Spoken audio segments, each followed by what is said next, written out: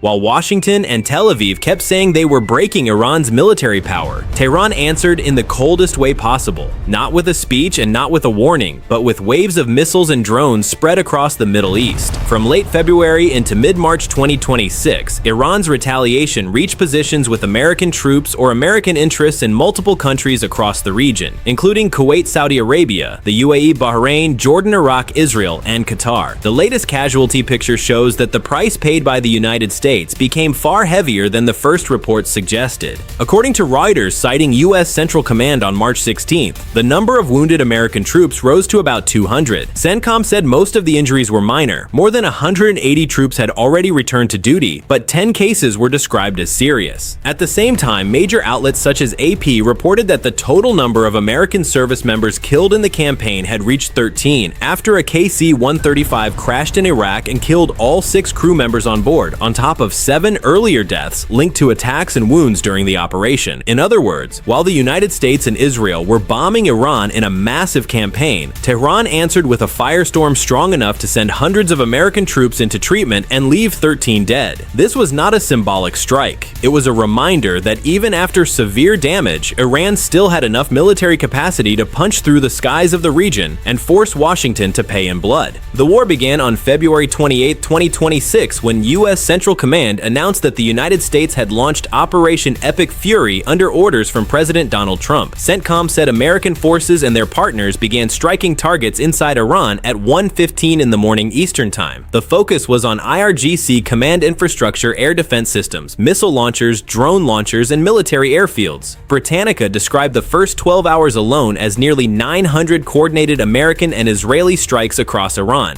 After that opening blow, Tehran shifted into a broad retaliation campaign. According to AP, ever since the United States and Israel hit Iran, Tehran had repeatedly launched drones and missiles at Israel-American bases in the region and energy infrastructure in Gulf Arab states. Admiral Brad Cooper of CENTCOM said that by March 3, Iran had already fired more than 500 ballistic missiles and more than 2,000 drones at military and civilian targets across the Middle East. That matters because it shows this was not one dramatic answer and then silence. It was a sustained multi-day strike campaign spread over many fronts. From Tehran's point of view, the logic was obvious. If the United States was going to destroy Iran's security network, then Iran would answer by targeting the base network that allowed America to project power across the Middle East. From Washington's point of view, this became a brutal test of the entire regional air defense web, including Patriot batteries that fighter intercepts, early warning radar, and naval defenses offshore. CENTCOM said most of the incoming fire had been intercepted. Pete Hegseth later said Iran's missile attacks had dropped by about 90% and one-way drone attacks by about 95%. But the battlefield showed that most is not the same as all. If only a few missiles or drones get through, the consequences can still be severe.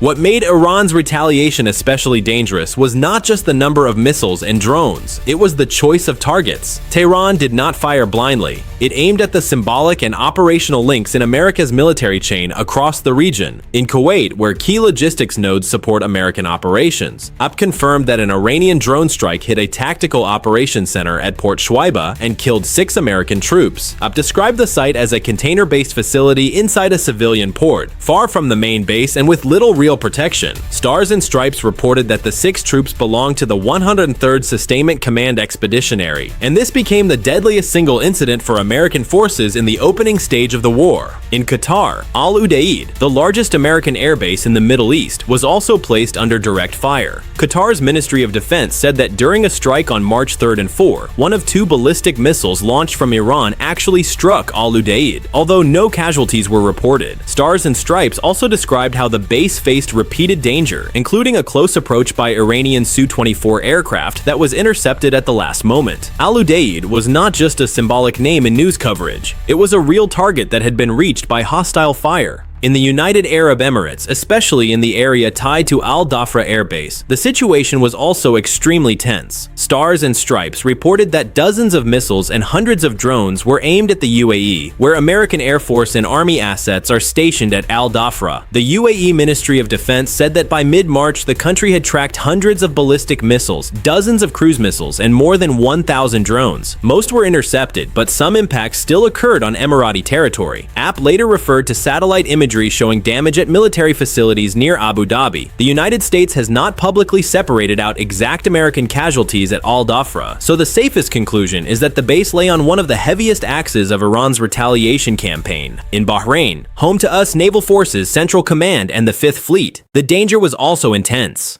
Stars and Stripes wrote that Bahrain had intercepted 115 ballistic missiles and 191 drones since the war began.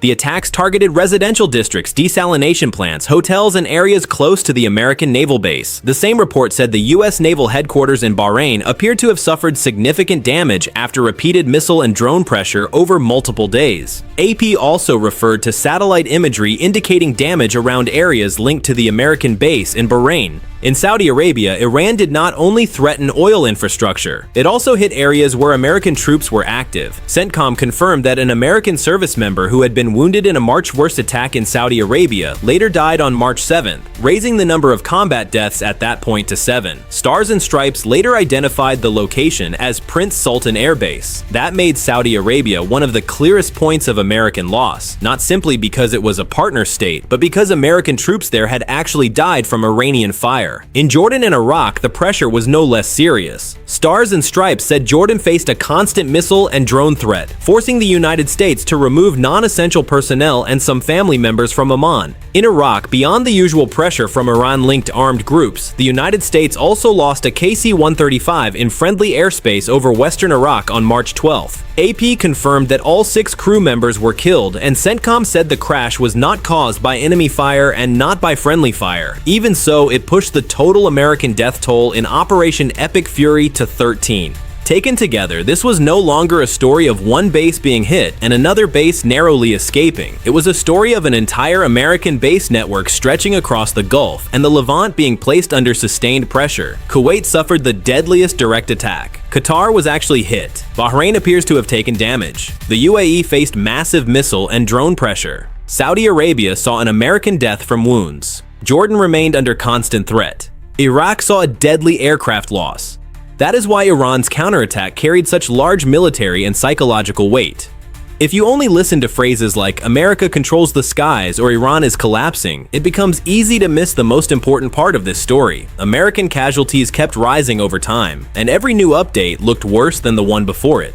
In the first 48 hours, CENTCOM said there were no major American casualties from the initial wave. Then the battlefield quickly destroyed that impression. By March 1st, CENTCOM admitted that 3 American troops were dead and 5 more had been seriously wounded. By March 2nd, the death toll rose to 6 after American forces recovered additional bodies from a site struck by Iran. By March 8th, CENTCOM announced that another service member had died from wounds suffered in the Saudi attack, bringing the confirmed combat death toll to 7. Then on March 13th and 14th, after the KC-135 crash in Iraq, AP reported that the total number of American troops killed during Operation Epic Fury had reached 13. The injury count tells an equally harsh story. On March 10th, the Pentagon said about 140 American troops had been wounded, most of them lightly, and many had already returned to duty. By March 16th, Reuters citing CENTCOM said the number had risen to about 200. More than 180 had gone back to duty, while 10 were seriously wounded. The rest were still receiving treatment or undergoing evaluation. That matters because it shows 2 things at once. First, the American military medical system was strong enough to return many troops to service quickly. Second, Iran was still inflicting real injuries, not just symbolic scratches. The most common injuries were the kind seen in modern missile and drone warfare: shrapnel wounds, burns, blast concussion, and mild traumatic brain injuries.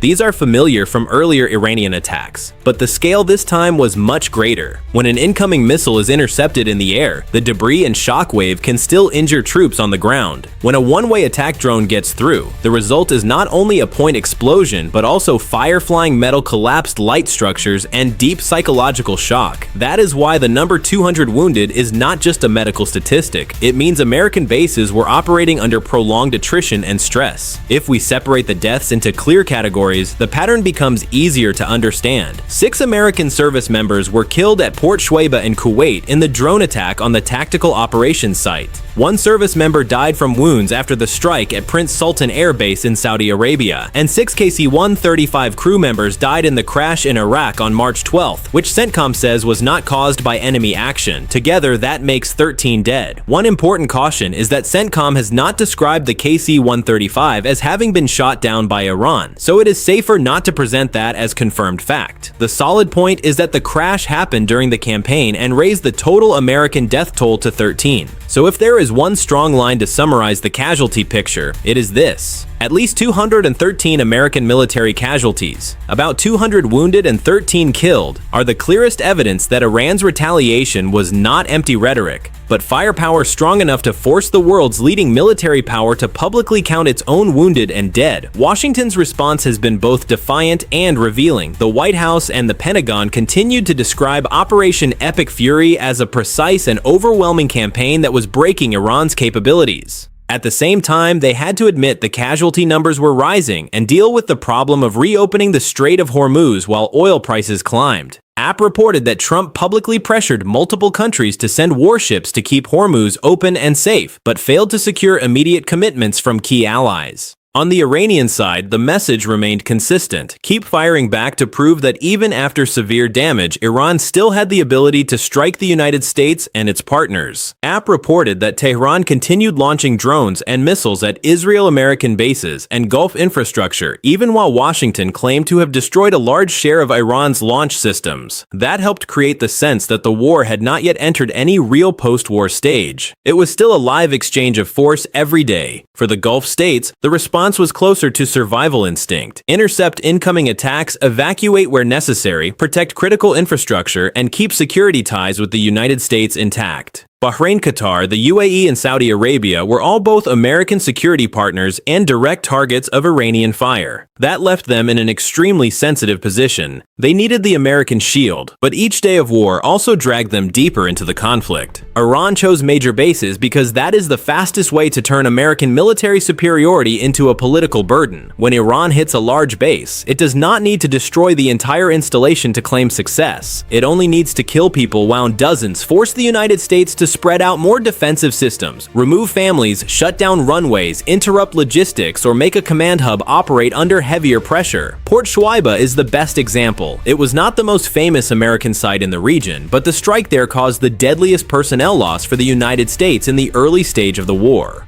The picture on air defense is also mixed. On one side, the United States and its partners clearly intercepted a very large share of the incoming missiles and drones. If they had not, the casualty toll and the physical destruction would have been far worse. On the other side, the fact that CENTCOM still had to admit about 200 wounded troops across 7 countries shows the defensive network was not sealed shut. In saturation warfare, intercepting most of the threats can still mean bases are hit, troops are wounded, and some people are killed. The larger strategic effect lies elsewhere. Every successful Iranian retaliation bought Tehran more time-complicated American efforts around the Strait of Hormuz and raised the political cost for Washington. AP and the IEA both showed that Hormuz had become severely choked while Brent crude stayed above $100 a barrel in mid-March. When American troops are taking casualties, oil tankers are under threat, allies are hesitant, and fuel prices are rising. The war stops being only about bombs and missiles. It becomes a contest over endurance and will. The effect on Vietnam is also very real. Channel News Asia and Bloomberg reported that Vietnam was considering reducing or removing fuel import duties and loosening import rules to keep supplies stable as the war disrupted Middle Eastern energy markets. That shows the shock does not stop in the Gulf or in Washington. It reaches energy importing economies like Vietnam through fuel prices, transport costs, and inflation pressure. If this whole story has to be reduced to one number, it is 13 dead and about 200 wounded. If it has to be reduced to one image,